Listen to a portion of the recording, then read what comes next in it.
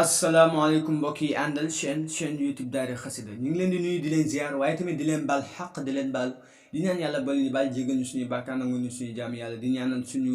xalifa Cheikh Mouhamadul Mountakha Mbacké Al Bachir yàlla yàggal ko fi yàggal taxawaayam ak mbooleem xalifa généraux yi nekk ci réew mi mbokk ñi nga baaxoo def chaîne bi ci leçon yi mooy maanaam ci xasida ak sindi di lañ toll chaque jour ñu indi leen ñaari bayit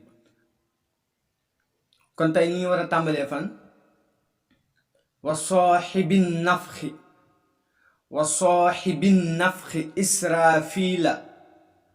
وصاحب النفخ إسرافيل قابض أر وصاحب النفخ إسرافيل قابض أر واحل خلائق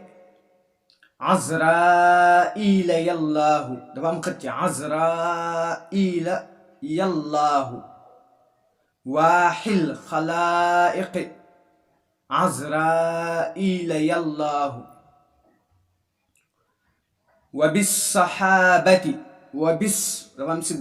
وبالصحابة ثم الأولياء معا معا لا بعدين سيتخو معا وبالصحابة ثم فهم سيدا ثم الأولياء معا وبالصحابة ثم الأولياء معا والعاملين من الأخبار الله والعاملين من الأخبار الله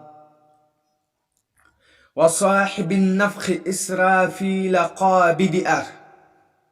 واحل خلائق عزرائيل يالله